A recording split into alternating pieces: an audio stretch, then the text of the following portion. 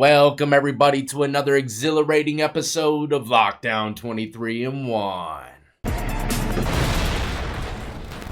That's right, today we're going to be talking about a notorious serial killer from Canada. We're going to talk about his early life, how he got caught killing all these individuals, not to mention how he ended up dying in prison. The way that he went out was treacherous, but probably nowhere near as treacherous as what he did to all those women. So let's get into it. If you enjoy all things lockup and crime related, then this is where you want to be. Hit that like, subscribe, notification bell before you leave, and check out my playlist with many more videos for you to start watching today.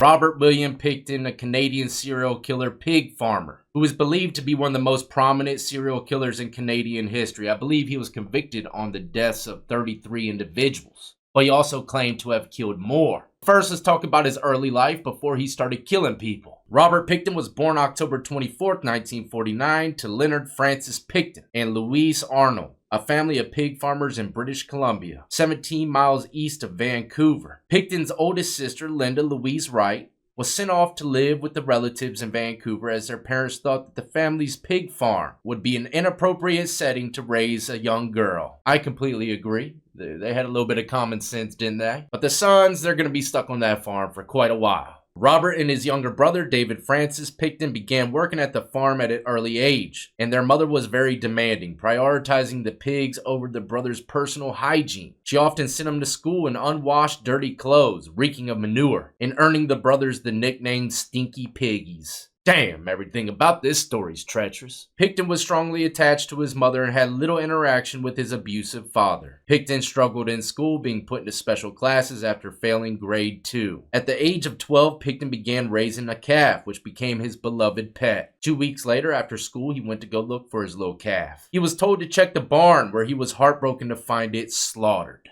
That's diabolical if you're to ask me, man. Damn. I would never tell my son to go check the barn knowing that was like kind of his pet. See that puppy skin hanging from the ceiling. Damn.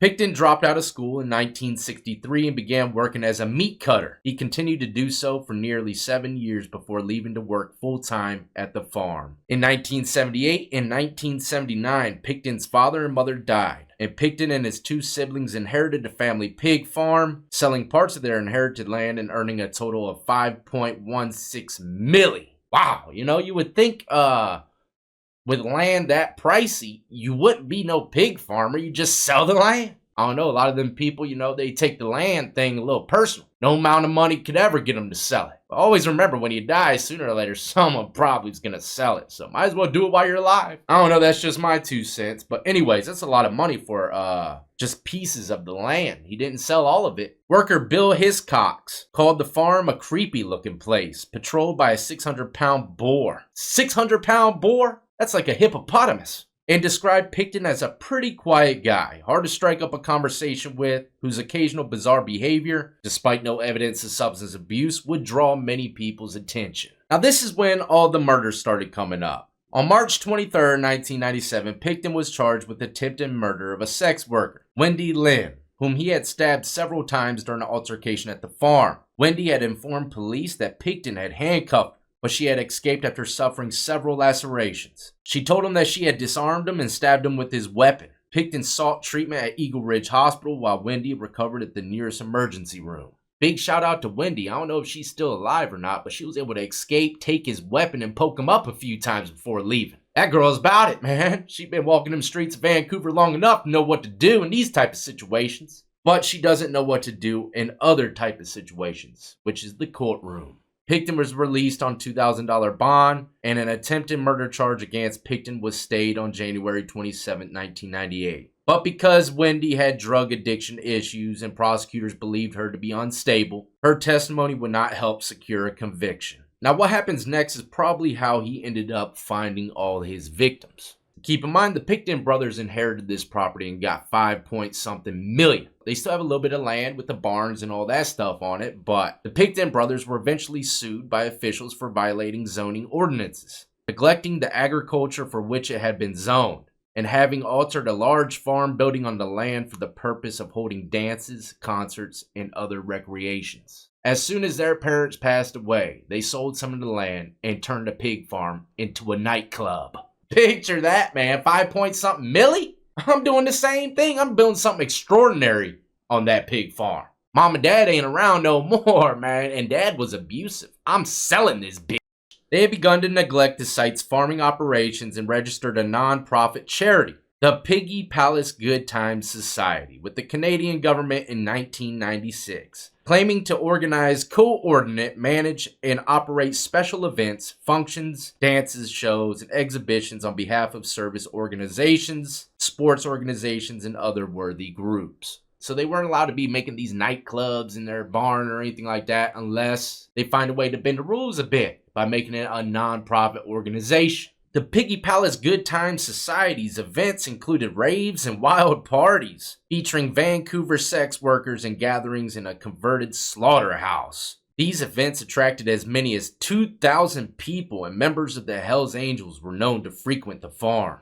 If I was a Hells Angel, I would say a retired slaughter barn for a party is my go-to. The Picton brothers ignored growing legal pressure and held a 1998 New Year's Eve party, after which they were faced with an injunction banning future parties. The police were authorized to arrest and remove any person attending future events at the farm. The society's nonprofit status was removed for the following year. Now, on February 6, 2002, police executed a search warrant for illegal firearms at the Picton property. Both Picton brothers were arrested and police obtained a second warrant, using what they had seen on the property to search the farm as part of the British Columbia missing women investigation. Personal items belonging to all these missing women were found on the farm. The following day, Picton was charged with weapons offenses. Both of the Pictons were released, however, Robert Picton was kept under police surveillance. On February 22, 2002, Robert Picton was arrested and charged with 2 counts of first-degree murder. On April 2nd, 3 more murder charges were added to his list. On May 26, 2005, 12 more murder charges were added.